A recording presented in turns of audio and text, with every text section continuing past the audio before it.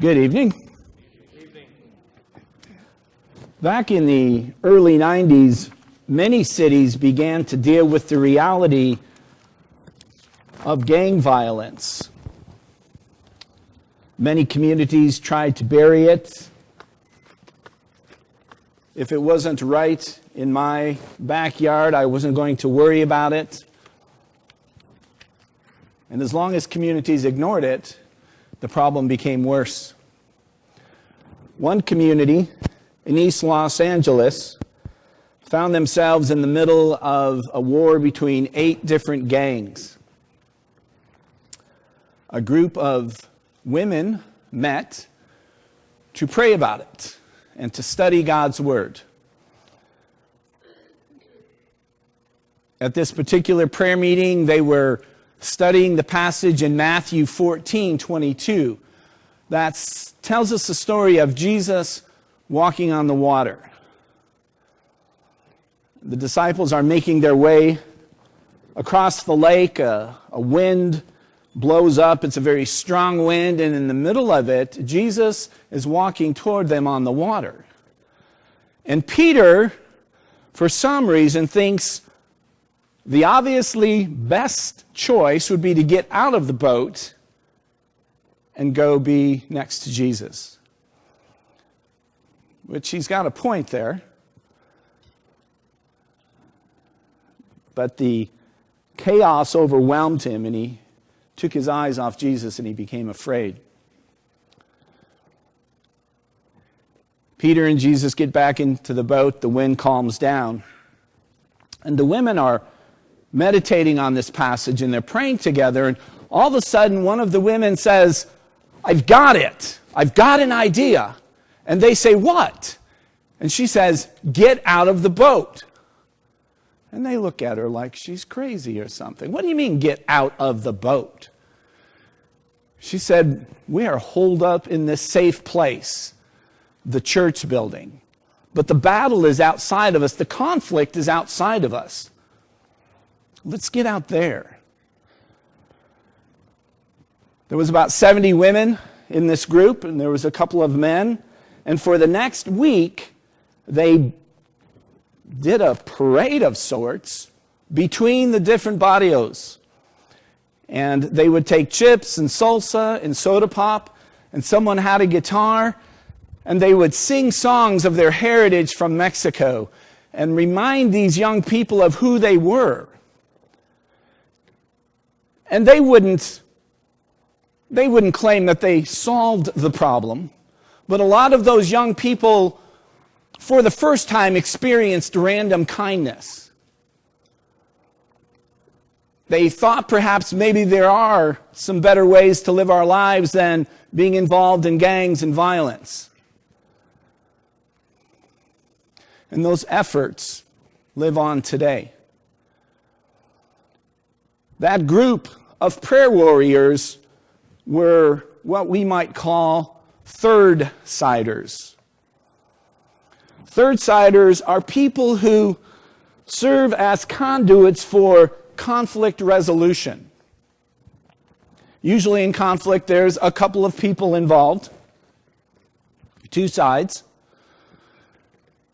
And there are other people who, because of their relationship to these people, either directly or indirectly, really can be a third voice, a third side in the conflict that's going on.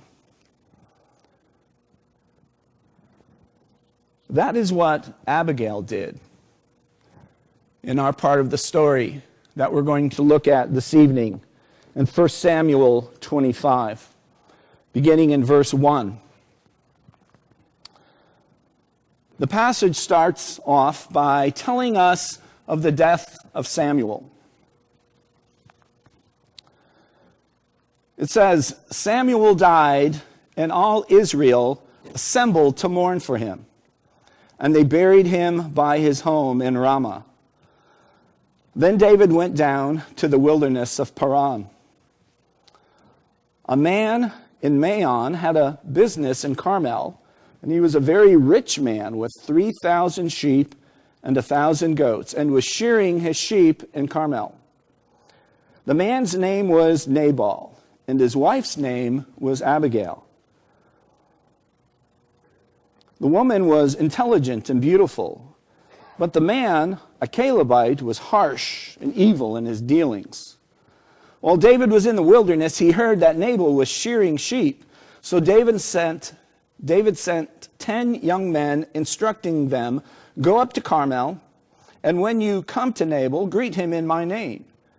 Then say this, 'Long life to you and peace to you, to your family and to all that is yours. I hear that you are shearing. When your shepherds were with us, we did not harass them, and nothing of theirs was missing the whole time they were in Carmel. Ask your young men, and they will tell you.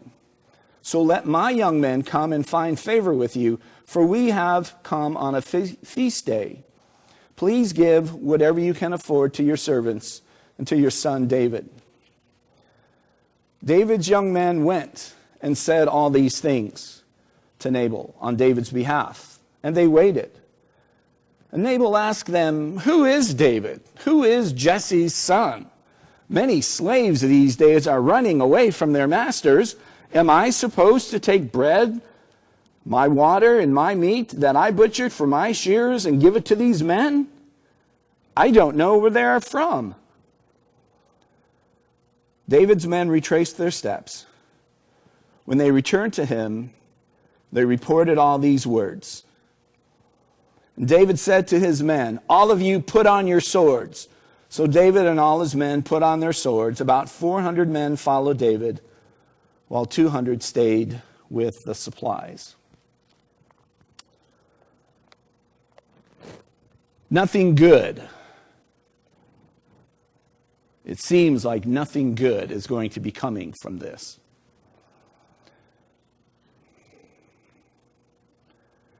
The conflict is between David and Nabal.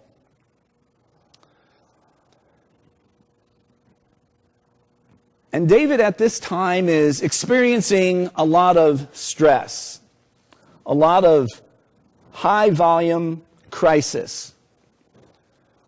One, he's dealing with Saul, and that's still going on in the background. He has before him the very serious responsibility of being a king. And though he's a man who has matured and grown as a warrior and as a servant, as a man of God, I have to believe that that's still a big challenge for him to be facing. And now, Samuel dies. Depending on the chronology, David and Samuel have known each other for somewhere between 5 and 15 years. But even if we said 5 years, when you develop a relationship with somebody, even in that short period of time, they're going to mean a lot to you. David found in Samuel a spiritual mentor. And now he's gone. And you've seen the chart that talks about the periods of high periods of stress that human beings go through. Death of a loved one, change of job, some ongoing conflict. He's got probably 3 of the top 5 going on right now, and he's dealing with stuff. And so when he asks Nabal to give him some food for the festival, he becomes a little angry. And maybe it's just because of the emotion that he's dealing with.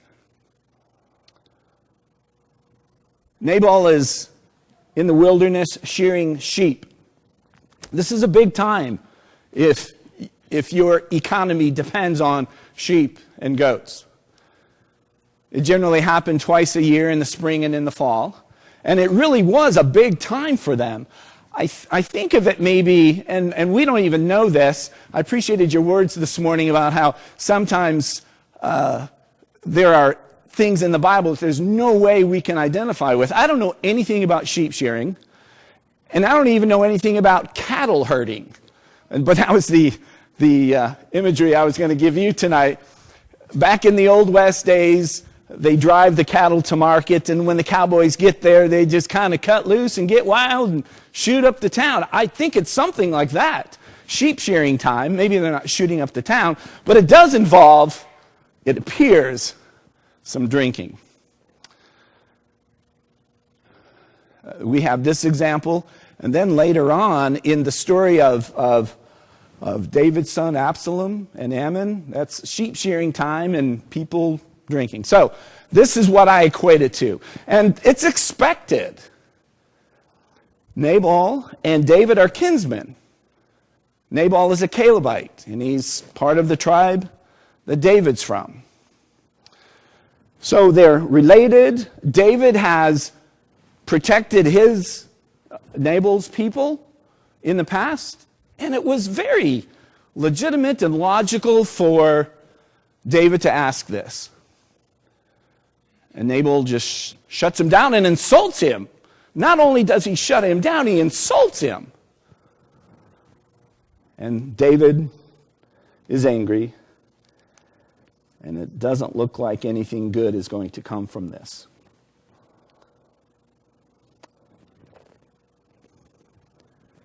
So when we have conflicts,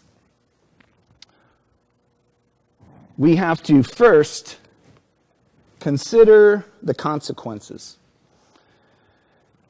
And in trying to resolve conflict, in how I'm going about it, what do I expect to happen? Can I project myself into the future and to see where this course of action is going to take me? Now, I think David knew where it was going to take him. He took 400 soldiers with him. He meant business. But was that really the best solution to the problem? And was that going to even solve his problem? Maybe temporarily. But there are considerations that we have to think about as Christians, what God expects of us, our responsibility to other human beings. It tells us later on that David planned to wipe out every male from Nabal's family. So how much of an impact would that have had on the big picture of things? And most of that would have been innocent blood. And that would have been a problem for God. So what are we trying to accomplish? Are we trying to bring more pain? And that's probably what would have resulted had David been allowed to follow through with his plan. He was not necessarily in the wrong, and Nabal should have responded to him. But his plan would only escalate the conflict. And it might affect his future as king. He could use the Calebites as supporters when he becomes king. There were other things that we read about that David did that did come back to create problems for him.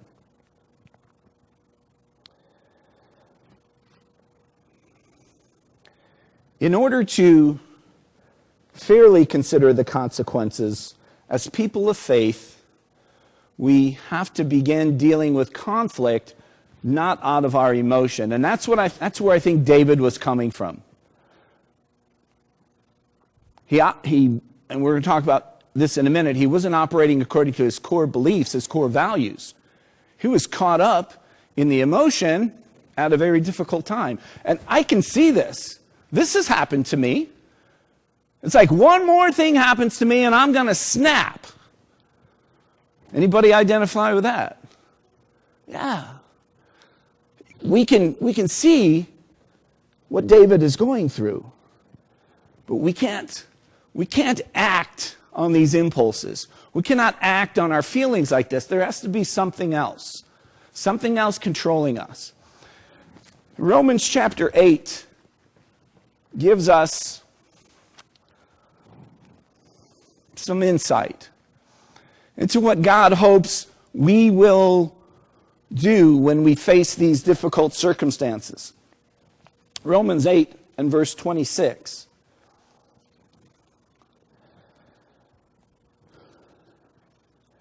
It says, in the same way, the Spirit also joins to help in our weaknesses, because we do not know what to pray for as we should.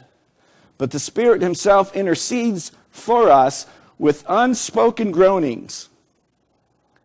And he who searches the heart knows the Spirit's mindset, because he intercedes for the saints according to the will of God. Paul underlines the significance of prayer, and it's a duh. But he's putting into a vocabulary that he's talking more about just simple prayer that we might say before we eat a meal or before we go into a situation. There is a depth. There is a depth of, he uses the word groaning. He uses the idea of searching our hearts. He underlines the fact that sometimes we don't even know what to pray in these circumstances. But the Spirit knows what to pray. And if the Spirit is guiding your life, he can handle that. He knows what you're going through. And he can communicate that to God to where the power of heaven can be unleashed on your situation. David had options, but his emotions were clouding his judgment. And Paul says to pray deeply. And it seems like something that we can take out of this is the deeper, the more difficult our problems are, the deeper and more able the Spirit is to help us. And we have to understand that statement. We hear a lot of people quoting this next section all the time. But this next section, we know that all things work together for the good of those who love God, those who are called according to his purpose. Those words mean nothing unless you are striving through your situations and your circumstances in the depth of the Spirit. And the Spirit is assisting you and communicating your deep needs to God. And I think we leave that one out a lot. Or we give up. Some people will say, yeah, I prayed and I'm not getting any answer.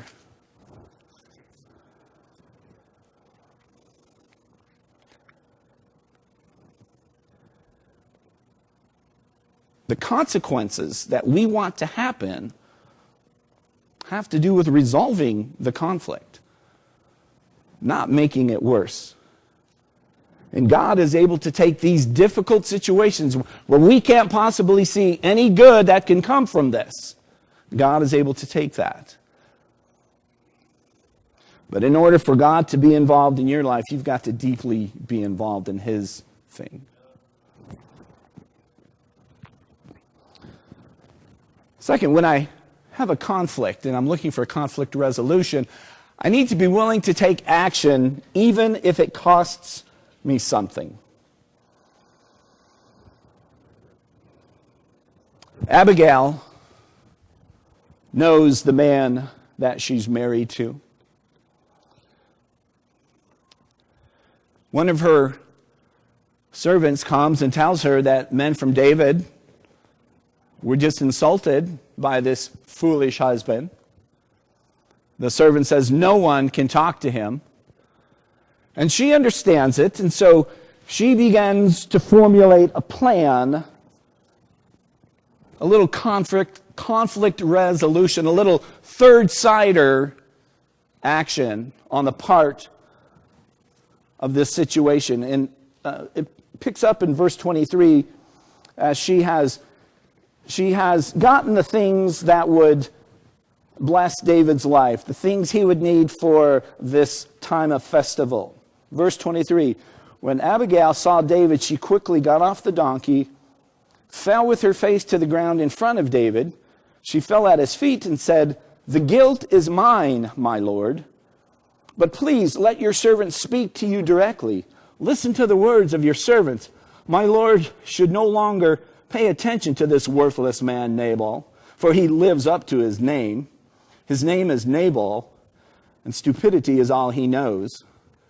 I, your servant, didn't see my lord's young men whom you sent. Now, my lord, as surely as the Lord lives, as you yourself live, it is the Lord who kept you from participating in bloodshed and avenging yourself by your own hand. May your enemies and those who want trouble for you be like Nabal. Accept this gift your servant has brought to my lord, and let it be given to the young men who follow my lord. Please forgive your servant's offenses, for the Lord is certain to make a lasting dynasty for my lord, because he fights the Lord's battles. Throughout your life, may evil not be found in you. We need more people like Abigail around us. And this action that she took cost her in so many ways. But we see the depth of her commitment to the cause. We see her generosity. She gave from her ability, but she gave generously from her ability. She was going to have to deal with it when she got home, because Nabal would certainly find out. She was willing to take action that cost her something as a way to bring this conflict to a close. And that consideration alone will keep us from acting. The fact that it's going to cost us something, we know that. That's why oftentimes we don't try to resolve conflicts that we have with people.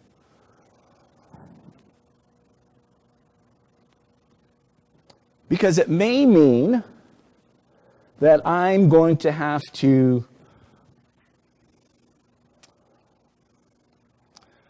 do things, and I just don't want to use the word comfort zone, but do things that really are hard for us to admit. Jesus talks in Matthew chapter 7 and verse 5 about before you go trying to help your brother or your sister with the speck in their eye, take the log out of your eye. And I think that speaks to our situation sometimes when it comes to conflict resolution. I've got problems, and maybe it's these problems that have put me in this place in the first place. And maybe there's some things that I need to change, and that's going to cost me. You know what I mean by costing you? You're going to have to admit this stuff, to accept that you are at fault, to humble yourself in the situation. We see all of these things. The cost, the humility, the way she honors David. We see all of these things packed into her attempt to be the third sider. We may have to deal with some of the critical and negative attitudes that we have that sometimes come across and create conflicts. Sometimes sinful words and actions on our part cause this. And too often, pride, admitting that I was wrong, things like that are enough of a cost to us personally that we won't do it. But we have to be willing to take action to resolve the conflict. Because we realize as followers of Christ, it's not about us. That we are really, through our lives, trying to seek God's glory and not our own. We see David in other places communicating the things that he believes. The business world calls these core values, and I think that's a great way to define the beliefs that direct our lives and guide our lives. Core values. What are our core values? And if I'm just going to let this thing hang out there, if I'm going to try and resolve it with force or to... what is it? What do you think David would have accomplished had Abigail not inserted herself in this conflict? when he was all done, how would he have felt? What would he have thought he would have accomplished through this action? And it probably would have violated his core values. It probably would have gone against the very things he believes. And when you do that, when you go against what you believe, it begins to reduce you. It begins to allow ideas to settle into how you think and how you feel about stuff, that I guess I'm really not the person I'm supposed to be. When you violate your core values, you chop away at yourself.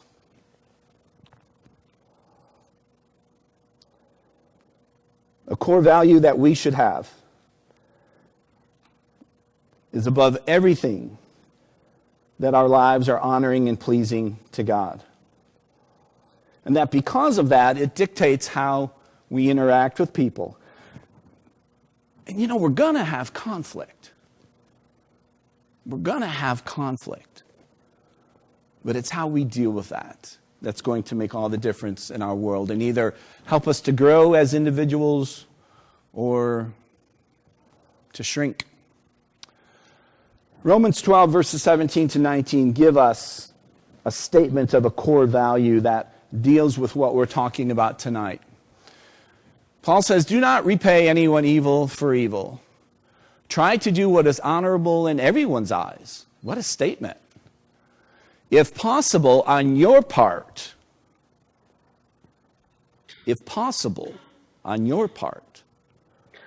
live at peace with everyone. Friends, do not avenge yourselves. Instead, leave room for his wrath. For it is written, "Vengeance belongs to me, and I will repay," says the Lord. Well, that's a core value that we have.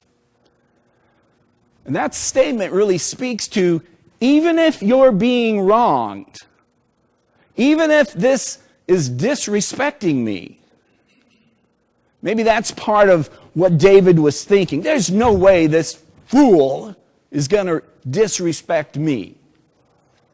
But this statement tells us something different. It says, even if it disrespects me, I'm going to leave room for God to take care of the problem.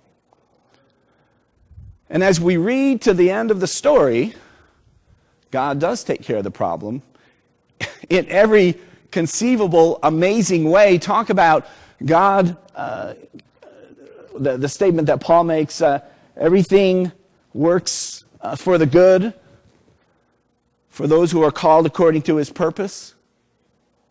You read the end of the story. Nabal is partying. I don't know if he passes out, but the next morning when he's told about this, he either has a seizure, or some of the commentators said maybe he has a heart attack. He's just so mad. And he has a heart attack, and 10 days later, he's gone. And this beautiful and intelligent woman who deserved much better, that's another story. She becomes David's wife, and now David has this amazing asset to help him as he fulfills her blessing in his life. So always remember that there will be Nabals and Davids in your life. And if that's the case, we need a pocket full of Abigails to keep things moving in a way that honors God and accomplishes the things in our lives that God wants to accomplish. And so as you think about yourself being a third-sider, think about as you engage in conflict resolution, as you fill the role of a third-sider, that you are able to communicate value. And that's what she does with her generous gift and her words. She communicates value. She edifies David. where Nabal has insulted him. And it's not that David needs his ego stroked. It's just truth is truth. And we would do well as individuals to practice edification, building up of others. Humility. She gets off the donkey and bows and kneels before David. And accountability. She takes the fall for this. She said, this is my fault. And I don't quite understand that. And so there's something deeper there, but she sees an opportunity and realizes maybe she could have done something different or something different could have happened. And she takes responsibility and accountability for that and acts as a third-sider should act. Tonight, as we sing this song of encouragement,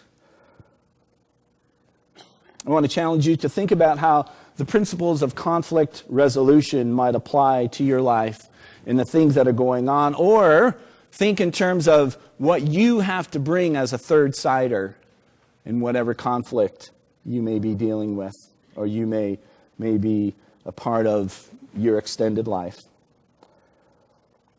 I really want to encourage you this evening, if that conflict is with God, that you seek out someone who can be that third-sider and realize that Jesus has really done that. Jesus has provided a solution for the conflict that we have with God. If you need to come and respond to that message of grace, you need to settle that. For God can bring good when we can't see how it's possible. Well, let's encourage one another while we sing this song.